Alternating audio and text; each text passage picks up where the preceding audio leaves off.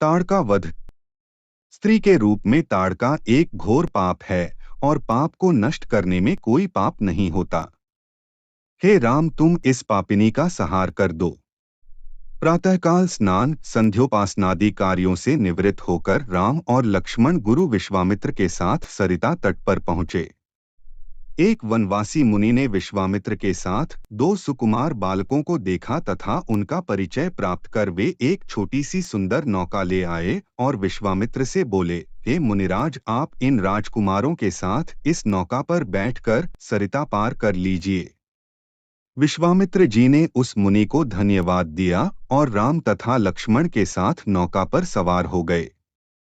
इस प्रकार वे सागर से मिलन की आतुरता में कलकलनाद के साथ दौड़ती जा रही उस नदी को पार कर गए। नदी के उस पार एक भयानक वन था। उस वन को देखकर राम बोले, गुरुदेव, यह वन तो बड़ा भयंकर है। सभी ओर से सिंह, व्याघ्र आदि हिंसक पशुओं के दहाड़ने और हाथियों के चिंघाड़ने की ध्वनि आ रही हैं। जंगली सुअर, भालू, वन भैंसें आदि वन्य प्राणी भ्रमण करते दृष्टिगत हो रहे हैं। वृक्षों की सघनता के कारण सूर्य का प्रकाश इस वन के भीतर घुसने का साहस नहीं कर पा रहा है और इसी कारणवश चारों ओर अंधकार हो रहा है। इस अति दुर्गम वन का क्या नाम है? राम के इस प्रश्न का उत्तर विश्वामित्र ने इस प्रकार दिया, हे राघव, पूर्व काल में इस स्थान में वन न होकर मलदा और करुप नाम के दो बड़े समृद्ध राज्य हुआ करते थे। दोनों ही राज्य ऊंची ऊंची अट्टालिकाओं, वीथिकाओं तथा सुंदर पथों से सुशोभित थे तथा धनधान्य और समृद्धि से परिपूर्ण थे। दूर दूर के व्यापारी यहाँ पर व्यापार करने आया करते थे।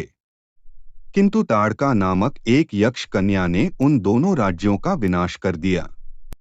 ऋषि विश्वामित्र ने आगे बताया, ताड़का कोई साधारण स्त्री न होकर सुंद नाम के राक्षस की पत्नी और मारीच नामक राक्षस की माता है। उसके शरीर में 1000 हाथियों के बराबर बल है और वह अत्यंत पराक्रमी और शक्तिशाली है। इस प्रदेश को नष्ट करने के पश्चात ताड़का ने अपने पुत्र मारीच के साथ मिलकर यहाँ के समस्त निवासियों को मारकर खा डाला। अब उनके भय से यहाँ 2-2 कोस दूर तक किसी मनुष्य की परछाई भी दिखाई नहीं देती। भूलवश यदि कोई यहाँ आ भी जाए तो जीवित नहीं लौट पाता। उसी ताड़का का संहार करने के लिए ही मैं तुम्हें यहाँ लाया हूँ। राम ने आश्चर्य से पूछा, गुरुदेव, स्त्रियां तो कोमल और दुर्बल होती हैं, फिर ताड़का में 1000 हाथियों का बल कैसे आ गया? ऐसा प्रतीत होता है कि अवश्य कुछ न कुछ रहस्य है। विश्वामित्र बोले, वत्स, तुम्हारा कथन सत्य है और वास्तव में इसके पीछे एक रहस्य है। सुकेतु नाम का एक अत्यंत बलवान यक्ष था। वह संतानहीन था। अतः संतान प्राप्ति के उद्देश्य से उसने ब्रह्मा जी की कठोर तपस्या की। उसकी तपस्या से प्रसन्न होकर ब्रह्मा जी ने उसे संतान होने का वरदान दे दिया। परिणामस्वरूप ताड़का का जन्म हुआ।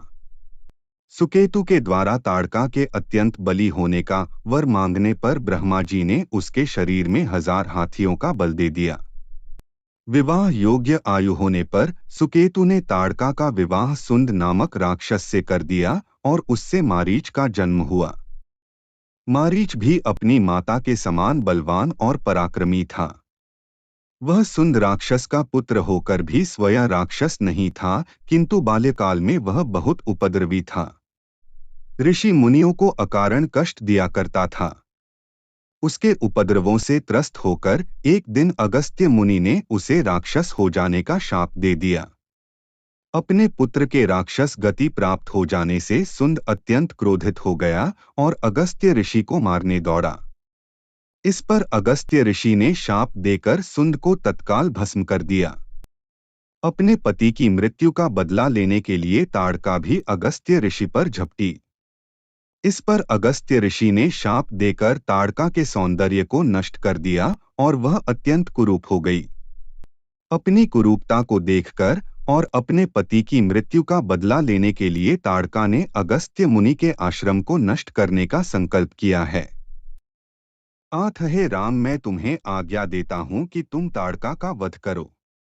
तुम्हारे अतिरिक्त इसका वध कोई भी नहीं कर सकता।